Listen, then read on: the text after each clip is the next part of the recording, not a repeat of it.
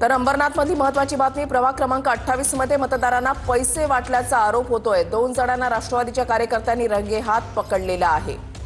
दादांच्या कार्यकर्त्यांनी दोघांना भरारी पथकाच्या ताब्यातही दिलेला आहे। मयुरेश जाधव आमचे प्रतिनिधी या संदर्भातली अधिक माहिती देतील। मयुरेश, सध्या अपडेट्स काय मिळतायत, काय कारवाई झालेली आहे?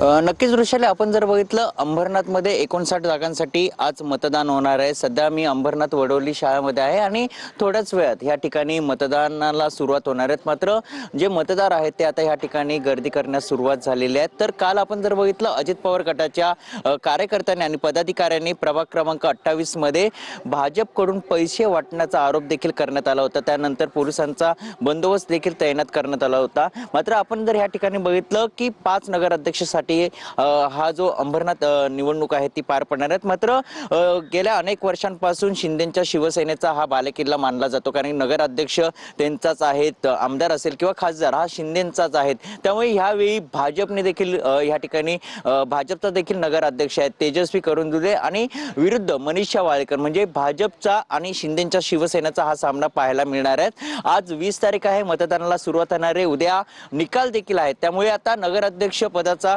कोण मतदार हे कुणाला कौल देणार ते पाहणं तितकंच महत्त्वाचं असणार आहे। तर अंबरनाथ शहरामध्ये चिखलोली परिसरात नक्कीच धन्यवाद मयुरेश दिलेल्या सविस्तर माहितीसाठी। महत्त्वाची बातमी अंबरनाथ शहरामधील प्रभाग क्रमांक 28 मध्ये मतदारांना पैसे वाटल्याचा आरोप होतोय। 2 जणांना राष्ट्रवादीच्या कार्यकर्त्यांनी रंगेहात पकडलेलं आहे। अजित पवारांच्या कार्यकर्त्यांनी दोघांना भरारी पथकाच्या ताब्यात दिलाय। भाजपच्या उमेदवाराकडून हे पैसे वाटप केले जात असल्याचा आरोप होतोय। अंबरनाथमध्ये ईव्हीएम मशीनमध्ये छेडछाड झाल्याचा शिंदेच्या सेनेचा आरोप आहे। 6 ईव्हीएम मशीन उघडल्याचा शिंदेच्या सेनेचा आरोप आहे। ईव्हीएम मध्ये छेडछाड करतानाचा व्हिडिओ शिंदेच्या पदाधिकाऱ्यांनी काढलेला आहे। अधिकाऱ्यांनी 6 मशीन शिंदेच्या कार्यकर्त्यांच्या समोर सील केल्यात, तर संबंधित अधिकाऱ्याची बदली करण्यात आलेली आहे।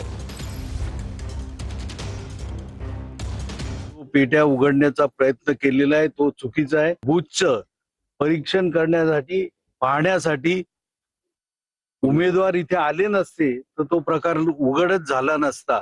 त्यामुळे आमची मागणी आहे, ह्या ज्या मशीन्स आहेत त्या मशीन्स बदलण्यात यावे।